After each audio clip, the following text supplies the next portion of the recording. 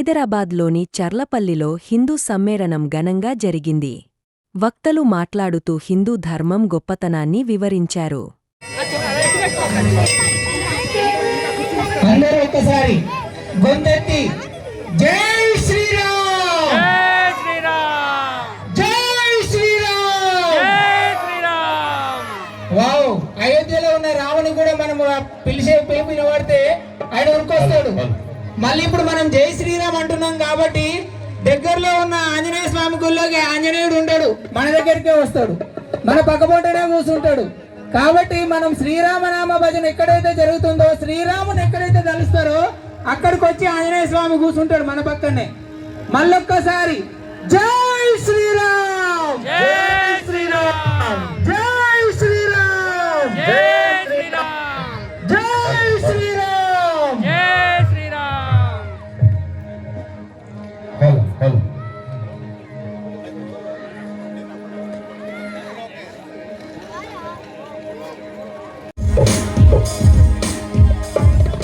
Hello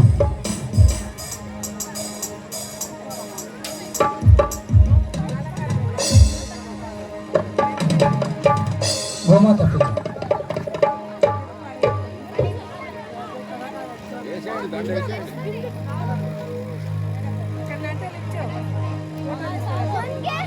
దయచేసి అందరూ కూడా చైర్స్ లో కూర్చోవాలని కోరుకుంటున్నాం. బయట చాలా మంది ఉన్నారు, దయచేసి అందరు లోపలికి రండి. ప్లీజ్ అందరు లోపలికి రావాలి. మన కార్యక్రమం స్టార్ట్ చేయబోతున్నాము, మీరందరూ దయచేసి లోపలికి రావాలి.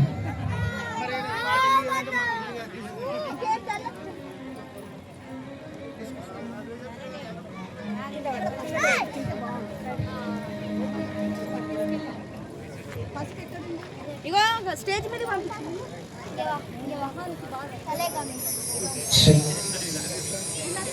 ప్రపంచంలో ఉన్నటువంటి హిందూ బంధువులందరి తరఫున ప్రత్యేక ధన్యవాదాలు తెలియజేస్తున్నాము.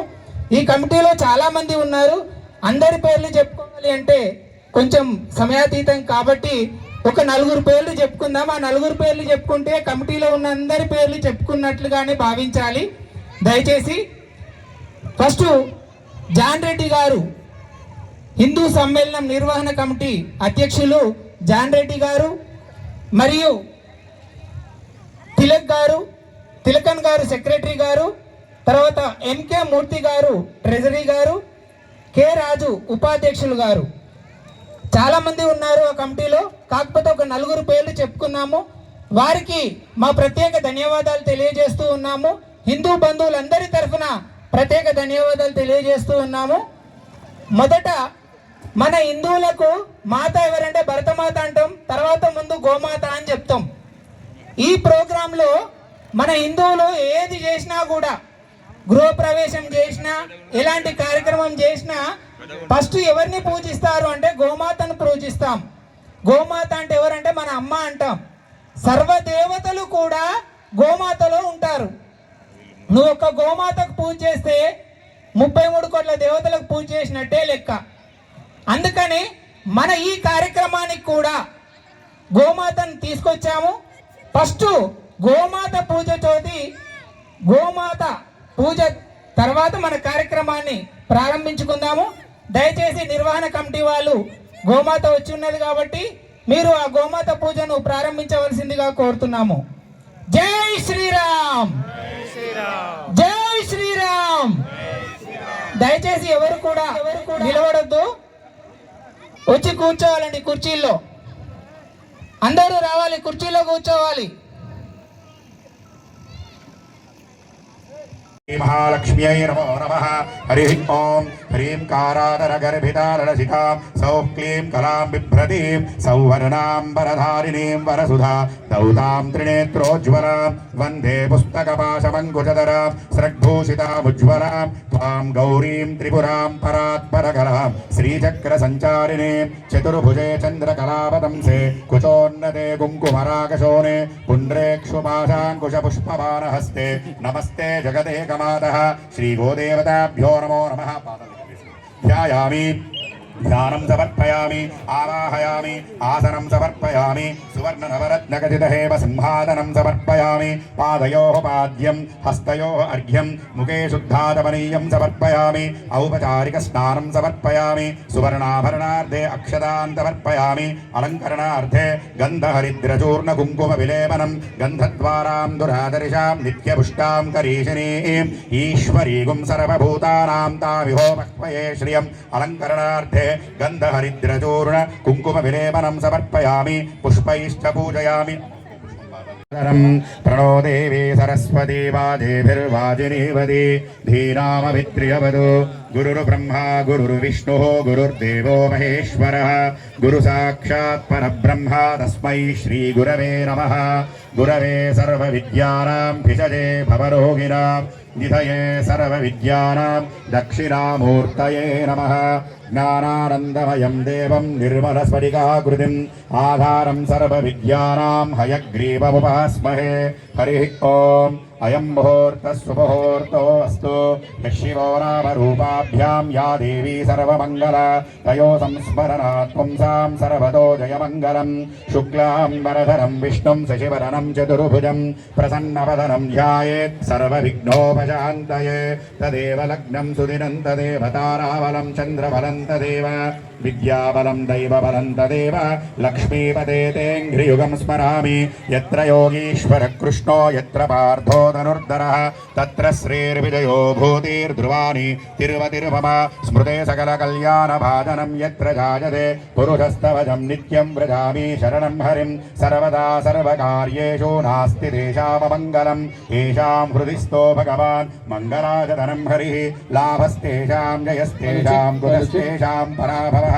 येषामिन्दीवरस्यामो हृदयस्थो जनार्दनः आपदामपहर्तारं दातारं सर्वसम्पदां लोकाभिरामं श्रीरामं भूयो भूयो नमाम्यहं सर्वमङ्गलमाङ्गल्ये शिवे सर्वार्थसाधके शरण्ये त्र्यम्बके देवी नारायणी नमोऽस्तुते श्रीलक्ष्मीनारायणाभ्या नमः उमामहेश्वराभ्या नमः वाणीहिरण्यकरवाभ्या नमः शचीपुरन्दराभ्या नमः अरुन्धतीवतिष्ठाभ्या नमः श्रीसीतारामाभ्या नमः इष्टदेवताभ्यो नमः गृहदेवताभ्यो नमः ग्रामदेवताभ्यो नमः स्थानदेवताभ्यो नमः आश्रितदेवताभ्यो नमः भगवतु ब्राह्मणेभ्यो वेदविद्यो नमो नमः ॐ अच्युताय नमः ॐ अनन्ताय नमः ॐ गोविन्दाय नमो नमः पूर्वोक्त एवं गुणविशेषणविदिष्टायां शुभतिथौ गोत्रोद्भवस्य नानागोत्रोद्भवस्य नानानामधेयस्य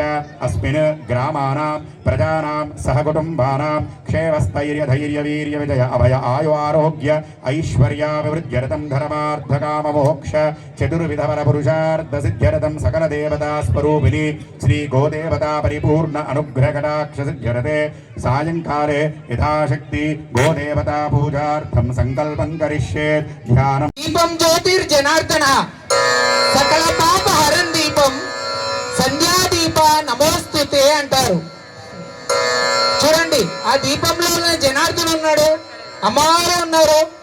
ఆ దీపాన్ని దర్శించుకున్నంత మాత్రాననే సకల పాపాలు పోతాయని చెప్పింది మన సనాతన ధర్మం. ఆ దీపాన్ని మనం ఇప్పుడు వెలిగించుకుంటున్నాము.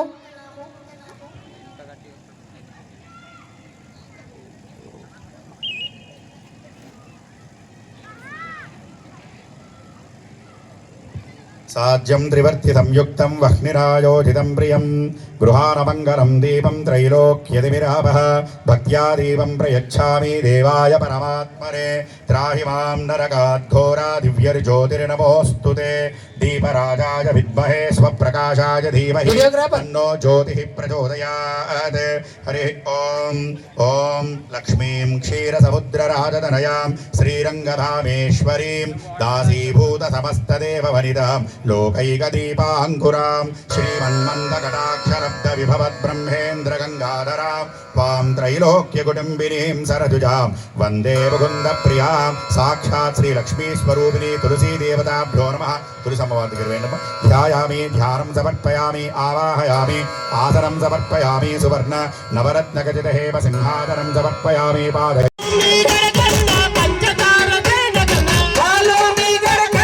పంచదార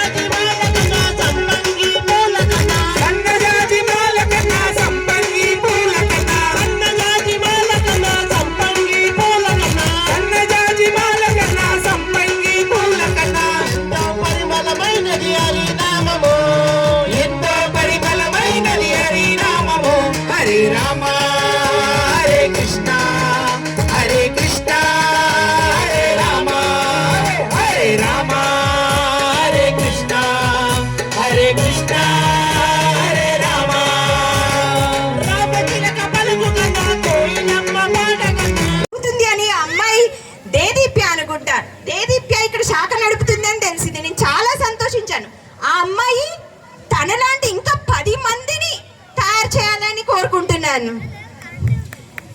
మీ పిల్లలకి బహుమతులుగా ఏమేమి ఇస్తారండి? చిన్న పిల్లలు అయితే ఆడుకునే వస్తువులు ఇస్తారు. ఇంకొంచెం పెద్దవాళ్ళు అయితే బైక్, కారు, సెల్ ఫోన్ లాంటివి ఇస్తూ ఉంటారు. ఓ సంవత్సరం తర్వాత ఏమవుతాయి అవి? అప్డేట్ వర్షన్ ఇంకోటి వస్తుంది. ఇది పక్కన పెడతారు, అది కొనుక్కుంటారు. ఇది పాతదైపోతుంది. అంటే మీరు ఇచ్చే బహుమతి పాతదైపోతుంది. అదే ఒక మంచి పుస్తకాన్ని ఇవ్వండి, ఎన్ని అప్డేటెడ్ వర్షన్స్ వచ్చినా కూడా దాని ద్వారా వచ్చే జ్ఞానం మాత్రం పాతబడదు. ప్రస్తుతం విద్యా వ్యవస్థ ఎలా ఉందండి? మార్క్స్ పై పరిగెడుతుంది. 1, 2, 3 అంటూ పరిగెడుతూనే ఉన్నాము. కానీ పిల్లలకు మాత్రం సమాజంలో ఎలా ఉండాలో తెలియదు, సమస్యలు వస్తే ఎలా సాల్వ్ చేయాలో తెలియదు. వారి కోసం మనం ఏం చేస్తున్నాము? మీకు తాబేలు కుందేలు కథ తెలుసు కదా? తాబేలు కథలో ఏంటి? తాబేలు గెలిస్తే మనం ఏమనుకుంటున్నాం? Slow and steady wins the race అంటున్నాం. అదే కుందేలు పడుకోకుండా గెలిచిందనుకోండి, పట్టుదల ఉంటే విజయం సాధించవచ్చు అని అంటున్నాం. కాబట్టి వారు ఓటమితో ఇంకా ఎక్కువ నేర్చుకుంటారు. వారికి ఇంట్లో ఉన్న పెద్దవాళ్ళతో కథలని, వాళ్ళ అనుభవాలని నేర్పించండి. పెద్దవాళ్ళు అంటారా మన ఊర్లలో వదిలేస్తున్నాం, లేదంటే డబ్బులు ఇచ్చి వృద్ధాశ్రమాలకు పంపుతున్నాము. డబ్బు అనేది మన అవసరాన్ని తీర్చుకునే సాధనమే కానీ ప్రేమ నుంచి, ఐక్యత నుంచి, ప్రేమ నుంచి, బాధ్యత నుంచి తప్పించుకునే ఆయుధం కాదండి. వారిని బరువుగా చూడకండి, బాధ్యతగా చూడండి. వారితో, పిల్లలతో తమ అనుభవాలను నేర్పించండి. పిల్లలతో మంచి బంధాన్ని నేర్పించండి. వాళ్ళ అనుభవాల్లోనే ఎన్నో సమస్యలకు పరిష్కారం ఉంటుంది. ప్రస్తుతం మన యువత దేనికి బానిస అవుతున్నారు? మత్తు పదార్థాలకి. అది తాత్కాలిక ఆనందమే అని వాళ్ళకు కూడా తెలుసు. ఒక ఏజ్ వచ్చిన తర్వాత నేను సమయాన్ని వృధా చేశానా లేకపోతే ఎంజాయ్ చేశానా అని అనుకుంటారు. ఇప్పటి కాలంలో యూత్ భజన క్లబ్ అని శనివారాల్లో కార్యక్రమాలు నిర్వహిస్తున్నారు. ఏదో రకంగా ఆధ్యాత్మిక కార్యక్రమాల్లో పాల్గొంటున్నారు కదా. సరే, శనివారాల్లో మీరు పబ్బులకి ఎక్కడికి వెళ్లకుండా ఆధ్యాత్మిక కార్యక్రమాల్లో పాల్గొనండి. మీతో పాటు ఒక 10 మంది స్నేహితులను తీసుకెళ్ళండి. మీరు సమాజాన్ని మార్చాల్సిన అవసరం లేదు. మీ పక్కనున్న 10 మంది స్నేహితులను మార్చేస్తే సరిపోతుంది. విదేశీయులు నదులను, చెట్లను రక్షిస్తారు, మనం ఆరాధిస్తాము. పుష్కరాలు వచ్చాయనుకోండి, నదులకు పూజలు చేస్తూ ఉంటాము. పువ్వులను పూజించే దేశం మనది. అలాంటి దేవతా స్వరూపాలైన నదులను కలుషితం చేస్తున్నాము, చెట్లని నరికేస్తున్నాము. ప్రకృతిని కాపాడడం కూడా సంస్కృతిలో భాగమైనప్పుడు ప్రకృతిని కాపాడడం కూడా మన బాధ్యతే కదా. కాబట్టి ఇక నుంచి ప్రకృతిని కాపాడండి. సంస్కృతిని అంటే అది పెద్ద పదం కాదు, మన జీవన విధానం. మనం సమాజంలో ఇతరులకు ఇబ్బంది కలగకుండా బ్రతకడమే.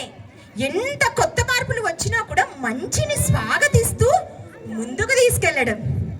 ధర్మాన్ని ఆచరిస్తే మనం ధర్మాన్ని రక్షించినట్టే.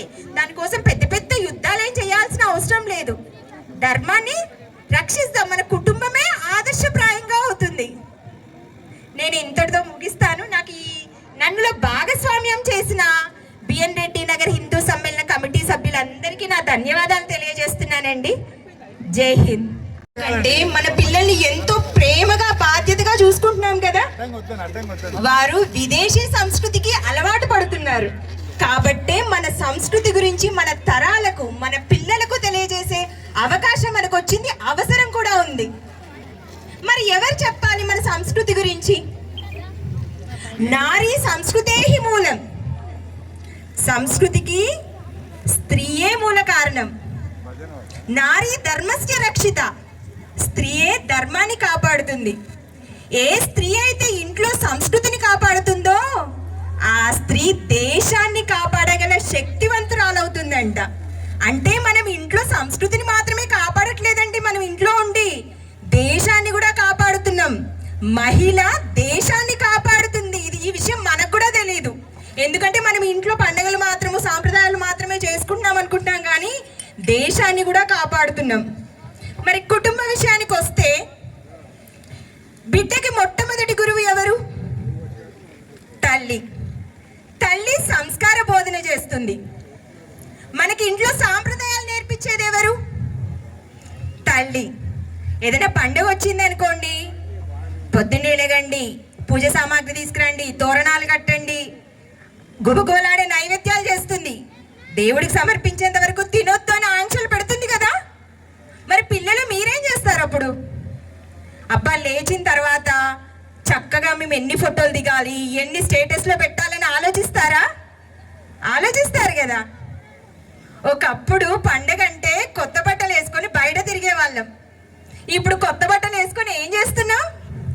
రీల్స్ చేస్తున్నాం కదా.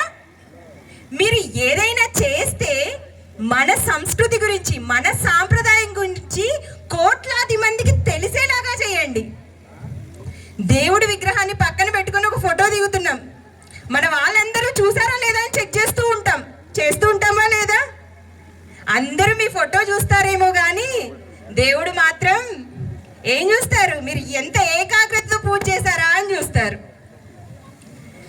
మీరు ఎదుటివారు ఫోటో చూడటం ఇంపార్టెంటా, లేకపోతే దేవుడు మీ భక్తిని చూడటం ఇంపార్టెంటా?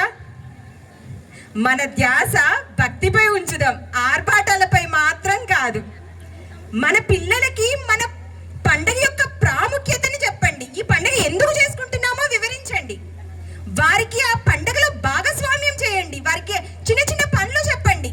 అప్పుడు వాళ్ళు ఏమనుకుంటారంటే, ఆహా పండుగ అంటే ఒక సెలవు రోజు, ఒక రీల్స్ చేసే రోజు, ఇంకేదో రోజు అని అనుకోకుండా, ఆహా పండుగ అంటే ఏదో అనుభూతి, ఏదో ఆనందం, ఇదేదో సంస్కృతి, నేను పాఠాలలో మించింది ఏదో ఉంది అని అర్థమవుతుంది.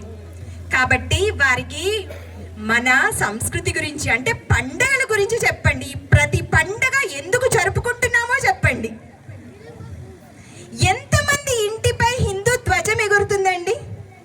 నిజంగా చెప్పండి, మీ ఇంటిపై హిందూ ధ్వజం ఎగురుతుందా? హిందూ ధ్వజం మన సంస్కృతికి, గౌరవానికి, ఐక్యతకి గుర్తు. కురుక్షేత్ర యుద్ధంలో అర్జునుడి రథంపై ఎవరుంటారు? హనుమంతుల వారు జెండా రూపంలో ఉంటారు. రథానికి రక్షణని, శక్తిని అందిస్తూ ధర్మాన్ని కాపాడుతూ ఉంటారు. అలాగే మన ఇంటిపైనున్న హిందూ ధ్వజం మన హిందూ ధర్మానికి రక్షణగా నిలబడుతుంది. ఇంకో కోణంలో చెప్పాలంటే, మనం ఇంటిపై హిందూ ధ్వజం ఎగిరేస్తే మనల్ని చూసి మన పక్కింటి వారు ఎగిరేస్తారు, మన పక్కింటి వారు అలా అలా పక్క కాలనీ వాళ్ళు ఎగిరేస్తారు. అలా ఏమవుతుంది? మన ఐక్యతను చాటుకునే అవకాశం మనకు దొరుకుతుంది. ఎప్పుడైనా మనం గొడవ పడ్డామనుకోండి పక్కింటి వారితో, ఆ ధ్వజం చెప్తుంది, నువ్వు నేను ఒకే భరతమాత బిడ్డలం కదా, ఎందుకు గొడవ పడుతున్నామని. మనం కులాల పేరుతో గొడవలు పెడుతున్నారు మనలో. అసలు కులం అంటే మనం చేసుకునే వృత్తికి సంబంధించిందే కదా, అది గొడవ పడేంత పెద్ద విషయం కాదు కదా. అలాంటప్పుడు కులం కోసం మనం గొడవ పడ్డాం ఎందుకు? అందరికీ చెప్తాం, నువ్వెవరు అని అంటే నేను హిందువునని గర్వంగా చెప్తాం. ఎదుటి వారికి కూడా అర్థమవుతుంది మీ మీద ఎంత గౌరవం పెరుగుతుందో. ఇక్కడ పిల్లలు ఉన్నారు కదా, మీ అమ్మాయి పూజ చేసేటప్పుడు ఏం చెప్తుంది? దేవుడిలో విగ్రహంలో దేవుడు ఉన్నాడని చెప్తుంది కదా. మీరు అనుకున్నారా ఎప్పుడన్నా ఈ దేవుడు కదలతలేదేంటి, మాట్లాడట్లేదేంటి అని అనుకున్నారా? మన చిన్నతనంలో మనం కూడా మన మాట వింటున్నాడా ఈ దేవుడు అని అనుకుంటూ ఉంటాం కదా. మనం కోరుకుంటాం, అబ్బా నాకు మంచి మార్క్స్ రావాలి అని అనుకుంటాం. ఒకవేళ వచ్చాయనుకోండి, అమ్మా విన్నాడు. ఒకవేళ రాలేదనుకోండి, తక్కువ మార్క్స్ వచ్చాయనుకోండి, అబ్బా వినలేదు అని బాధపడుతూ ఉంటాం. దయానంద సరస్వతి వారు కూడా తన చిన్నతనంలో అందరూ భక్తిలో మునిగినప్పుడు దేవుడికి పెట్టిన నైవేద్యం ఎలుకలు తింటుంటే దేవుడు ఎందుకు ఆపట్లేదు అని తనలో తను ప్రశ్న వేసుకున్నారంట. అంటే ప్రతి విషయంలోనూ తనని తాను ప్రశ్న వేసుకునేవారు. ఏ విషయాన్నైనా ఎదుటివారు చెప్పింది నమ్మాలా లేదా అన్నప్పుడు మనం ఆలోచించాలని చెప్పారు. హిందూ ధర్మంలో విలువలను ప్రజల్లోకి తీసుకెళ్లడానికి వేదాల వైపు తిరిగి వెళ్దామనే సందేశాన్ని ఇచ్చారు. వేదాలే సత్యమని చెప్పారు. ఆర్య సమాజ్ని స్థాపించి సమాజంలో మహిళకి విద్య ఎంతో ముఖ్యమని చెప్పారు. వినాయక దామోదర్ సావర్కర్, ఈ పేరు విన్నారా? ఎవ్వరు విననట్టే అనిపిస్తుంది. జై శ్రీరామ్. వినాయక దామోదర్ సావర్కర్ కోసం తెలిసింది కాబట్టి మీరు అలా అంటున్నారు. అయితే వారు ఏమన్నారంటే, సంస్కృతిని కాపాడటం అంటే సాంప్రదాయాలను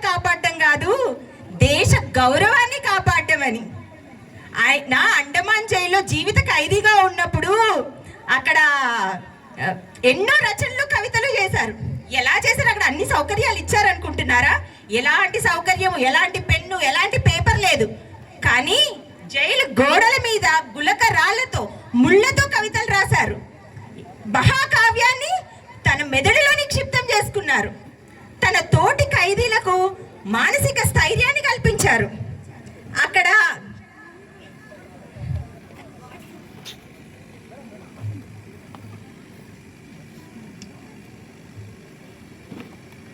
క్షమించాలి,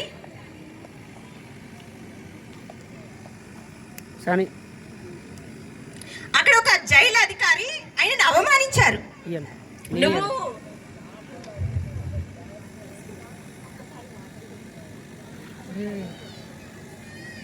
వెళ్ళింది.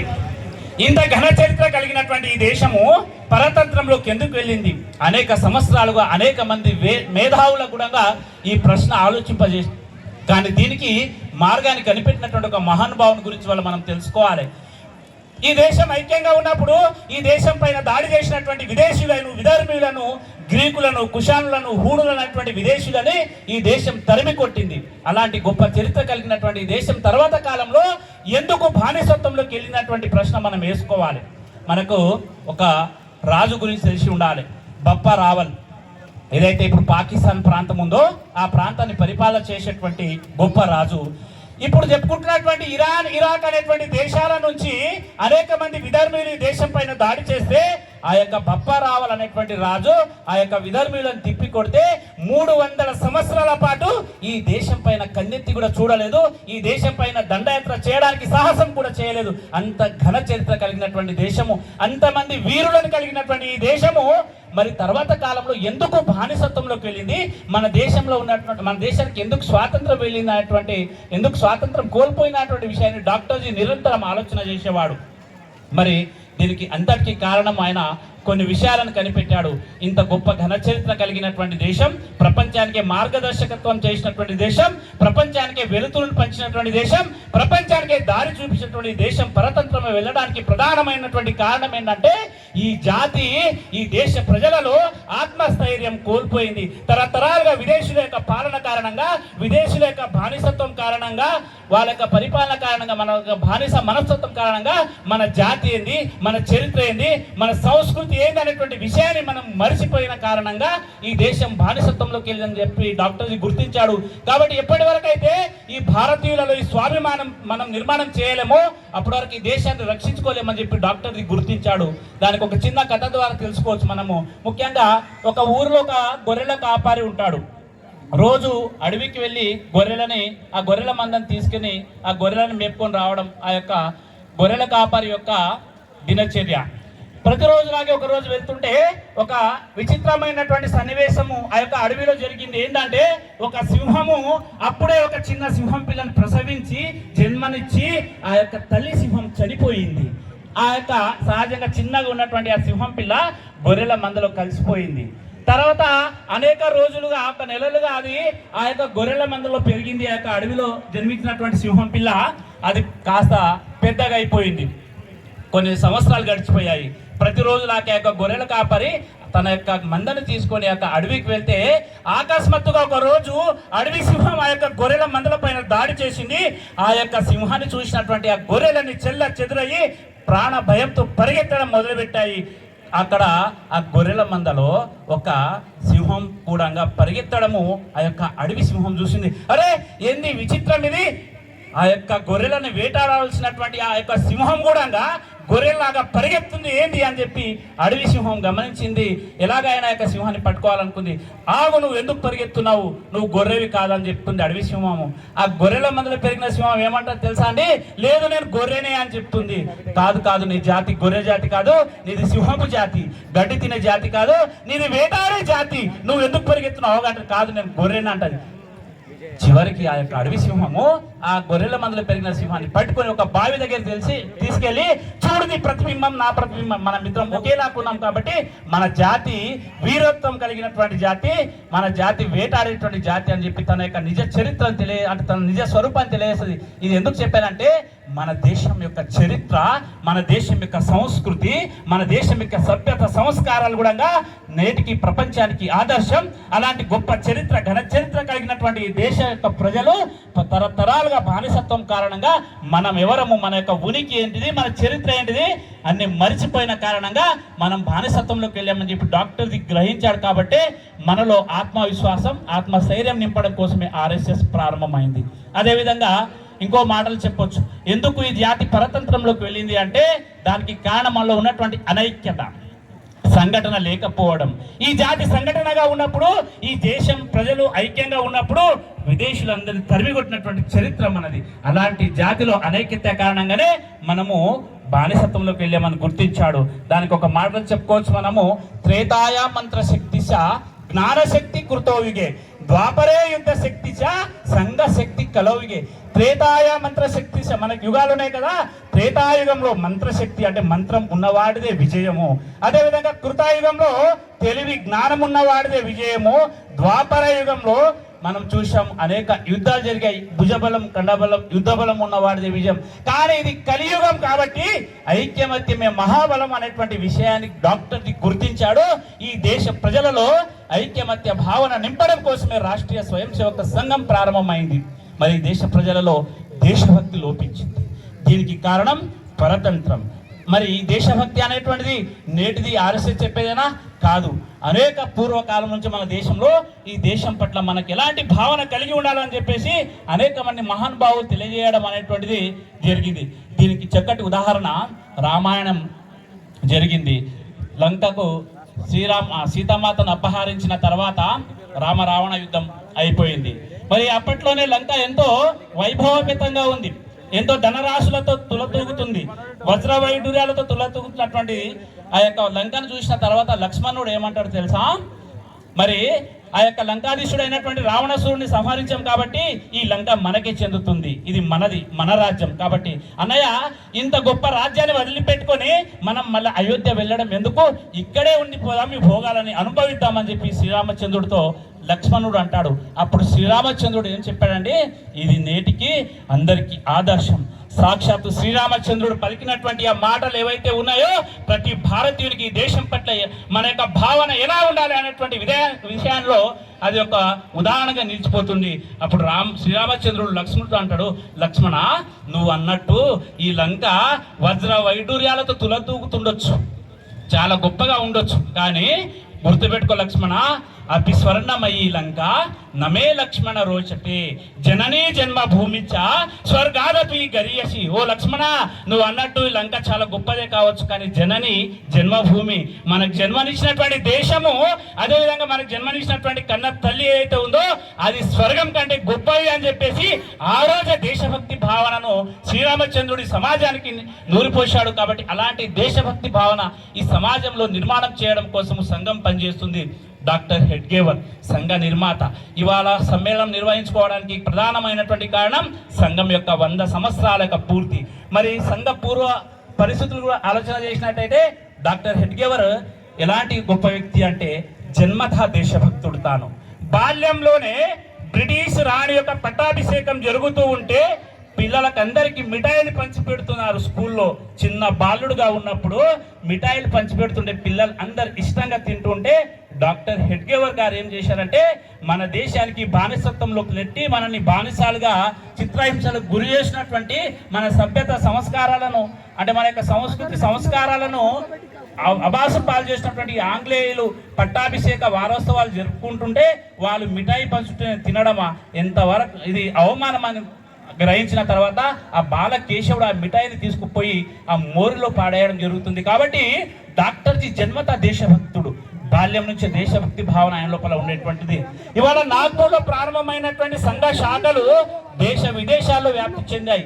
మన దేశంలోని కానీ ప్రపంచంలోని అనేక దేశాల్లో సంఘం విస్తరించింది. ఇవాళ గడిచిన 100 సంవత్సరాలలో అనేక విజయాలను సంఘం చూసింది. అనేక విజయాలను హిందువుల యొక్క విషయంలో సంఘము అనేక రకాల విజయాలను సాధించింది. మరి ముఖ్యంగా సంఘం యొక్క 100 సంవత్సరాల ప్రస్థానంలో ప్రతి సంఘ కార్యకర్తకు డాక్టర్జీ జీవితమే ప్రేరణ, డాక్టర్జీ జీవితమే ఆదర్శం. ఒక్క వ్యక్తి ప్రారంభించినటువంటి కార్యము ఇవాళ మన దేశంలో కాకుండా ప్రపంచంలో 60 దేశాల్లో విస్తరించిందంటే ఆ వ్యక్తి యొక్క గుణగణాలు ఎలాంటివో మనం అర్థం చేసుకోవచ్చు. డాక్టర్జీ యొక్క కుటుంబ పరిస్థితి ఏం తెలుసా అండి?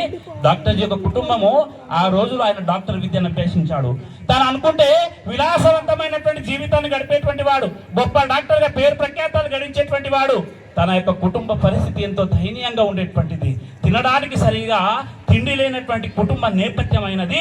ఒక గొప్ప చదువు చదివినటువంటి ఒక గొప్ప వ్యక్తి తన వ్యక్తిగత సౌఖ్యాలను, విలాసాలను, సుఖాలను త్యజించి తన యొక్క జీవితాన్నే భరత మాత కోసం, ఈ దేశం కోసం తృణప్రాయంగా వదిలేసినటువంటి గొప్ప త్యాగజీవి డాక్టర్జీ.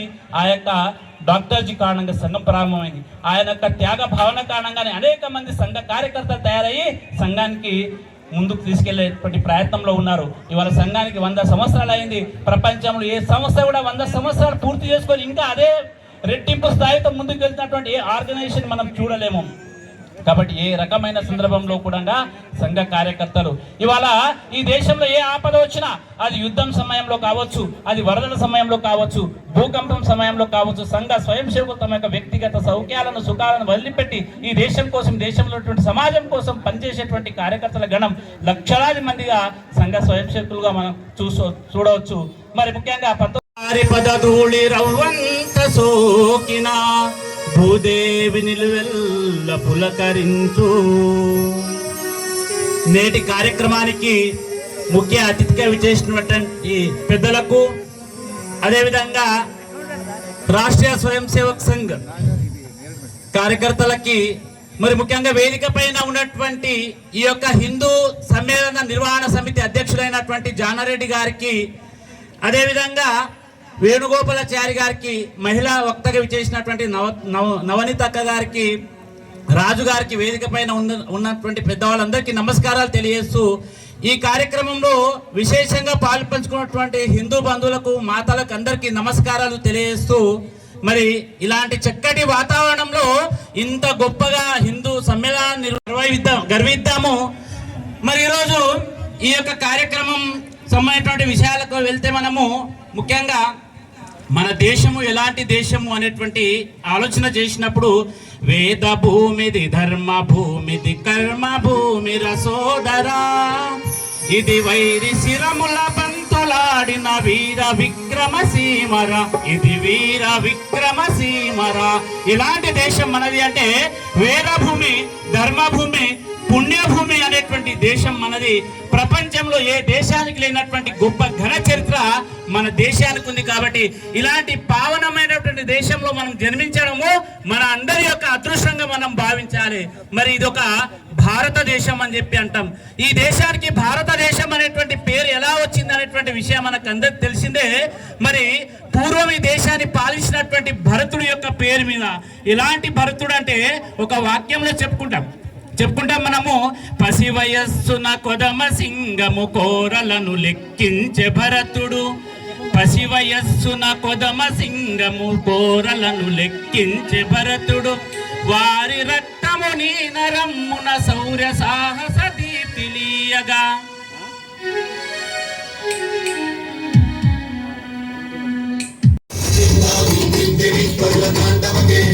Thank you.